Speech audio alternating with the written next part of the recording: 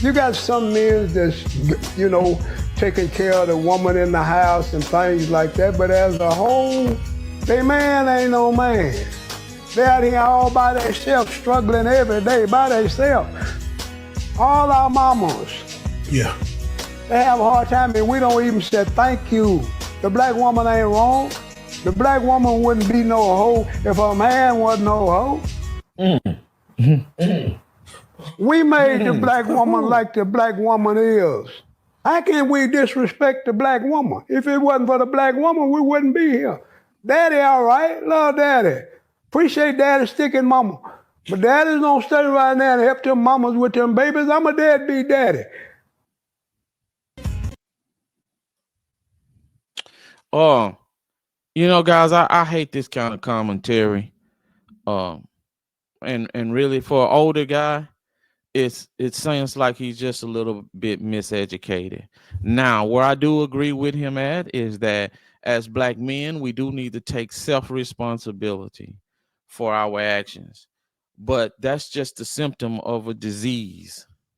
And the disease is that it was deliberately meant for us to be split apart and to be kept apart. And what I mean by that is simple. You gave women incentives to be single mothers. You gave them housing and you gave them money, which gave them a way to survive without a man, without the man going out working, bringing the money home and taking care of his family. And then on the other end, you made it where it was difficult for men to get jobs and jobs that was suitable enough to take care of family and to make yourself feel respected as a man. And you can say, well, it's not that way now. Well, that's still a mental illness and a mental block. You just don't get over it. It takes time to get over it unless you go in and fix the problem. And the problem had never been fixed.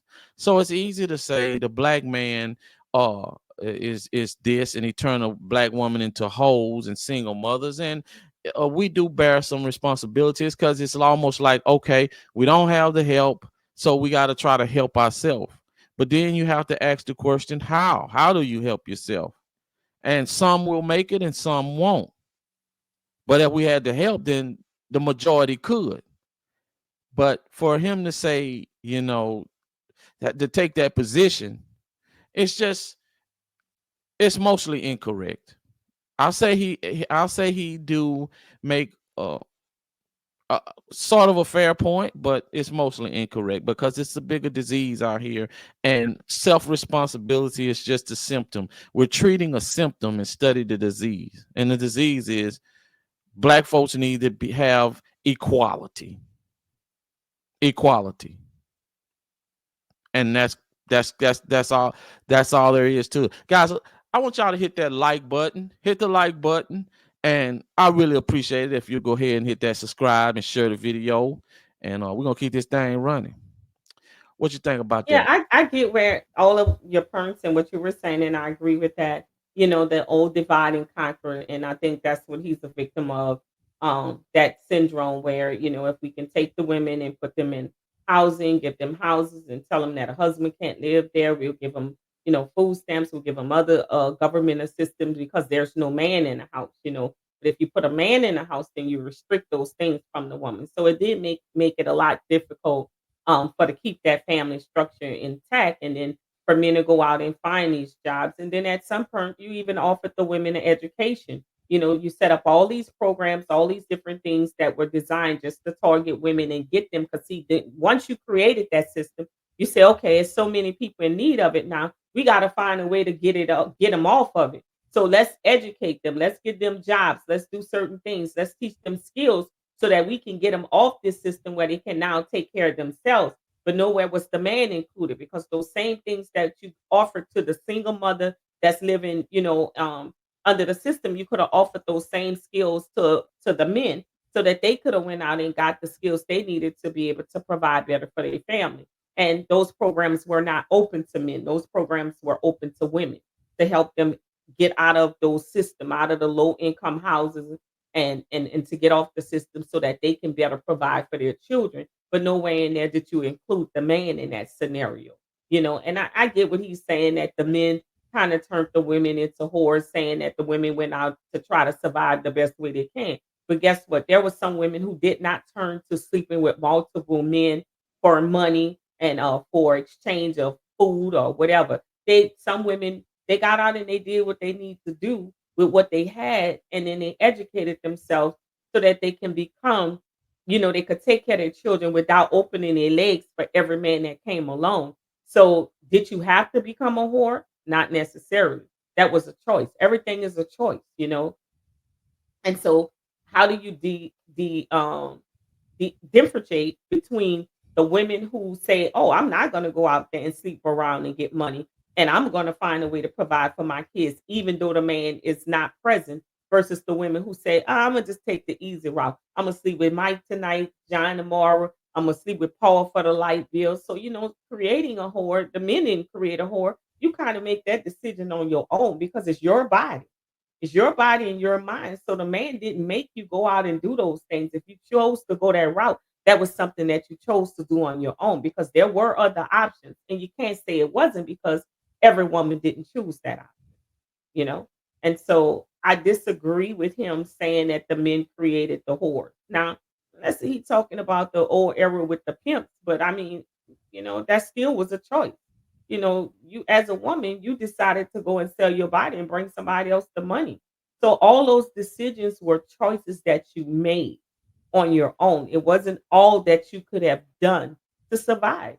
And we want to create the narrative that that's the only way to survive, is go lay down and open your legs. I mean, we still have women functioning in that same way right now today. They go out and they meet these athletes, meet these stars, and their whole intent is to get pregnant for them so that they can get these big child support checks, instead of saying, I'm gonna go do something for myself. And in the process, we got the plain everyday guy who's going out, who's the truck drivers, the police officers, these guys that women no longer want or interested in them because they found a different meal ticket. So they're making these choices. These choices are not being forced upon them. They're making these choices. And that's what he's not looking at. These are some choices that women are choosing to do, because there's some good guys that work average jobs making 70, $80,000 a year, and want to be married and want to have a family and want to be with a woman. But these women are now at the age, at the phase like, "Oh, that ain't good enough for me. I need six figures. I need you to a man that's bringing home the bag. I need to be able to fly here. I need these kind of purses, these kind of shoes. I need all these things." When those things, what people fail to realize is they don't go back to the basics. You once didn't even have this crap. So you survive. You don't need it. That's a want. That's an unnecessary want and desire. You don't really need these things to have a productive life. But you need love. You need somebody to be there for you. We were designed that way. But we've replaced all that with the superficial things in life. And that's the problem. Yeah, that's the problem. People, and it's easy to point at those things, and I agree with you. I'm 100% in agreement with you on that. But I'm gonna talk from a bigger perspective. I'm gonna go back to how they split us up. Uh, and people don't know the importance of that. We always want to say and point to John and point to Dwayne and say, if they made it, you can make it. If he pulled himself out or she pulled herself out, you can pull yourself out. Well, why the hell I gotta pull myself out in the first place? That's the point. Because listen, when you deliberately split up a family, split families up in a culture, a family holds morals, they hold value, they hold respect, and they hold a place in the community. For instance, let's just say if that young lady is doing those things that she's doing, she wants to go out, she wants to allow her body to be exploited. The young man wants to go out, he wants to sell drugs, he wants to live a life of criminal, live a criminal life. Well, when you're in a community, a family, There's always somebody watching. There's always somebody telling you, don't do that. It's always telling somebody saying, I'm gonna tell your mama, I'm gonna tell your daddy, I'm gonna tell you, I'm gonna tell the teachers always calling home instead of suspending you. They do those things. You know the lady at the bank. You know the lady over there at the DMV office. You know the lady that works down at the utility company. You know everybody in the community. When you don't have family, people start to turn the other way and study John. You know, he go over and he see you got a cow out. Cow and jump through the fence. Instead of John taking your cow, John will go put the cow back in the pasture for you because he knows you need that cow. That's what a culture based around family does. When you don't have a culture and everybody is in survival mode, then instead you putting a cow in, you're gonna steal a cow because you're trying to survive. But see what people, and especially our people, it's easy because it's right in front of us. We see the deadbeat daddy. We see the nigga that's molesting his niece. We see that. But what we want to attack and try to fix the problem at that level. And it's very difficult to fix it at that level. You have to go above and beyond that level, which is the disease. That's the disease of the problem. You got to cure the disease. You can't expect the disease to cure itself. And we have never, ever, ever, ever, or it's never been rectified. And that's the problem. We as a group of people have to find a way to make this problem be rectified. And hopefully over generations, we can cure the problem. We can cure the disease. It's not going to be done overnight. But to sit here and point at our problems is all about personal responsibility, man, that's a lie. That's a lie.